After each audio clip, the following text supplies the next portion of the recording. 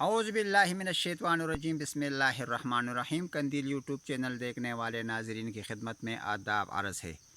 नाजरीन, गद्दार गद्दार के गीत एक दफ़ा फिर आप लोगों के कानों में गूंज रहे होंगे, लेकिन ये गद्दारी के गीत पहली बार हमारे कान नहीं सुन रहे, बल्कि ये चूरन एक अरसे से इस मुल्क में बिक रहा है।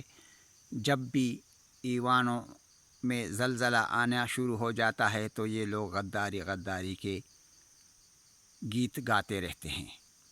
दरअसल गद्दार किसे कहते हैं, हमें ये भी मालूम होना चाहिए। इस्तिलाहन गद्दार मुल्क, मिट्टी, कौम, वतन, मज़हब, बरादरी और अपनों से बेवफाई करने को गद्दारी कहते हैं, जो कि दुनिया के तमाम जराइम में से सबसे संगीन जुर्म है।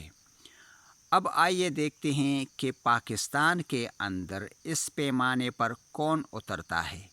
वो बलोच जो रिज़्क़ की तलाश में दर दर फिरते हैं और इन्हें मुल्क में रोज़गार तक मुयस्सर नहीं होता, वो बलोच गद्दार हैं। वो पख्तून गद्दार हैं जो हमेशा इस मुल्क के लिए बग़ैर तनख्वाह के सरहदात के मुहाफ़िज़ रहे हैं। वो सिंधी गद्दार हैं जिन्होंने क़याम पाकिस्तान के लिए सबसे पहला वोट कास्ट किया था सिंध असम्बली के अंदर। अगर ये तीनों गद्दार नहीं है तो फिर गद्दार कौन है? आइए ज़रा ये जायज़ा लें कि गरीब, इस मुल्क का गरीब दिन ब दिन तबाह होता जा रहा है या सरमायादार बैरूनी ममालिक में असासे गरीब बना रहा है। बलोच, सिंधी, पश्तून या पंजाबी या आला ओहदों पर फाइज चीफ जस्टिस ऑफ पाकिस्तान से रिटायर्ड पाने वाले हजरात, जर्नल के ओहदे से फ़ारिग होने वाले हजरात, सियासतदान, इदारों के सरबराह, ये सारे जो अंदरूनी मुल्क बेतहाशा असासे रखते हैं और बैरूनी मुल्क भी क्या इस मुल्क से वफ़ादार ये लोग हैं। अगर हम बनज़र गैर जायज़ा लें तो शुरू ही से इक़्तिदार इस मुल्क के जागीरदार, सरमायादार, चौधरी, खान, मलक और सरदारों के पास रहा है। ये क़ुव्वतें हमेशा अंग्रेज़ी दौर हुकूमत में भी मुक़्तदिरा रही हैं और अंग्रेज़ के जाने के बाद भी चूँकि यही अंग्रेज़ के वरसा थे तो तमाम ताकत इनके हवाले किया गया ताकि ये ताज बरतानिया से वफ़ादार रहे। लेकिन अमेरिका ने चूँकि दूसरी जंग अज़ीम में बरतानिया को हिटलर के हाथों से बचाया था, इसके एवज़ ताज बरतानिया ने पाकिस्तान को अमरीकी गोद में डाला। तब से पाकिस्तान अमरीकी फीडर पी रहा है और ये फीडर इतना वफ़ादार है कि इसके लिए हमारे जर्नलों ने पाकिस्तान को इंतहाई पसमानदगी की हद तक पहुंचाया, नफ़रतों का जाल बिछाया, कौमों को तकसीम किया, लिसानी तंजीमों को परवान चढ़ाया, मजहबी तफरीक़े पैदा किए और मजहबी तंजीमें बनाईं। ये कारनामे हमारे जर्नलों के हैं।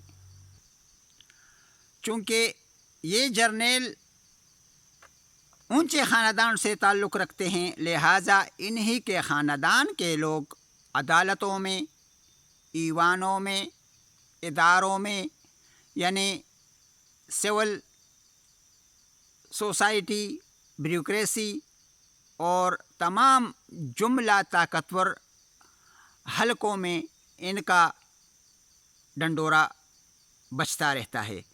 لہٰذا یہ کہہ دینا کہ صرف جرنیل ہی تمام برائیوں کے ذمہ دار ہیں یہ بھی ناجائز ہے، چونکہ یہ آپس میں مامے بانجے، چچا بھتیجے، باپ بیٹا یا دیگر رشتوں میں بندھے ہوئے ہوتے ہیں۔ لہٰذا اس لیے جب ان پر زوال آتا ہے تو یہ بطور گواہ یا مدعا علیہ بن کر ان کو قید خانوں میں بند کر کے تحفظ دیتے ہیں، نہ کہ یہ بطور مجرم انہیں سزا دلا دیں گے یا پھانسی چڑھا دیں گے یا عمر قید کر لیں گے یا روڈوں پر گھسیٹیں گے جس طرح کہ یہ لوگ کہا کرتے ہیں۔ ایسا کچھ بھی ممکن نہیں ہے ان کے لیے، اس لیے کہ یہ سارے رشتہ دار ہیں اور سب مل کر یہ اس ملک کو یہ لوگ کھا رہے ہیں اور غریبوں کا جوس نکال رہے ہیں۔ تو لہٰذا غرض یہ ہے کہ جب ہم بنظر غیر جائزہ لیتے ہیں تو ہمیں تمام سازشیں نظر آتی ہے۔ پاکستان کا بننا ایک سازش تھا، جناح کو سائیڈ لائن کرنا، اسے زیارت میں غیر اعلانیہ نظر بند کرنا، یہ بھی ایک سازش تھا۔ لیاقت علی خان کو اڑانا، پھر ان کے اڑانے کے وجوہات بھی سارے نیست و نابود کرنا۔ مثلا جس ڈی ایس پی کے پاس تمام واقعاتوں کا ریکارڈ موجود تھا اس کو ہوائی جہاز میں بٹھا کر اڑا دیا گیا تاکہ نہ رہے بانس نہ بجے بانسری۔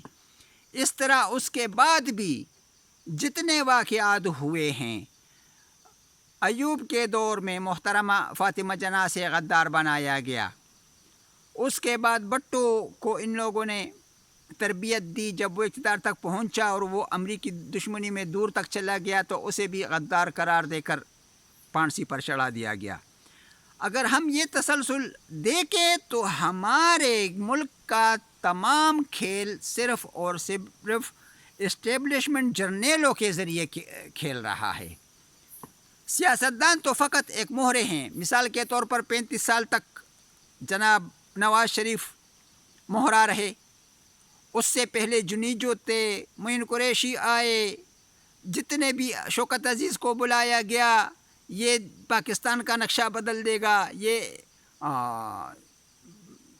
پاکستان میں اتنی سرمایہ کاری آئے گی کہ لوگ سونے کے چمچے کے ساتھ کھائیں گے، جس طرح کہ آج آپ لوگوں کو عمران بتا رہا تھا کتنا تیل نکلنے والا ہے سمندر سے، اتنا کوئلہ نکلا ہے، اتنا سونا ہے بلوچستان میں۔ تو یہ سارے ڈکوسلے ہیں جو ہمیں ورغلانے کے لیے بتائے جاتے ہیں۔ سی پیک کا شوشہ چھوڑا گیا، حالانکہ یہ سب کے سب غدار ہیں، ملک کے سارے اثاثے یہ لوگ بیچ چکے ہیں۔ آپ کے قومی صنعت سب ملٹی نیشنل کمپنیوں کے ہاتھ میں ہے، آپ کا صنعت جو کہ تمام غیر ملکی ہے۔ آپ کے ادارے، آپ کے موٹر ویز، آپ کے ہوائی اڈے، یہ تمام کے تمام بک چکے ہیں۔ آپ لوگوں کی صرف حیثیت ایک مزارے کی ہے، جس طرح چودھری کا مزارے ہوتا ہے اور اس کی زمین کو وہ پالتا رہتا ہے، اور آمدنی سارا مفت میں بیٹھا ہوا چودھری جو حقہ صرف گڑگڑاتا رہتا ہے اور کوئی کام دھندا اس کا نہیں ہوتا۔ تو ناظرین، سمجھنے کی بات یہ ہے کہ اب اٹھیے اور انقلاب برپا کیجیے۔ خانہ جنگی کے علاوہ اور کوئی راستہ نہیں ہے، کیونکہ رہنما تو کوئی بھی نہیں ہے۔ پی ڈی ایم کے اندر جتنے بھی حضرات ہیں سارے کے سارے چور ہیں، وہی پرانے نمونے ہیں۔ ان سے یہ توقع رکھنا کہ یہ انقلاب برپا کر لیں گے بالکل فضول اور بے مقصد ہے، کیونکہ ان کا انقلاب کے ساتھ کوئی تعلق ہی نہیں ہے۔ یہ تو گٹھ چوڑ کرنے والے لوگ ہیں، آج مخالف ہیں تو کل ان کے ساتھی بن جائیں گے۔ جس طرح عمران مخالف تھا جرنیلوں کا، اسٹیبلشمنٹ کا، سرمایہ دارانہ نظام کا، تو دوستو دنیا میں تقریباً تمام سرمایہ دارانہ نظام کے حامی ہیں۔ اس خول کو توڑنا انتہائی مشکل ہے، اس کے لیے انتہائی جدوجہد کی ضرورت ہے، اور آپ لوگوں کو انتہائی جدوجہد کے لیے کمر بستہ ہونا پڑے گا۔ والسلام۔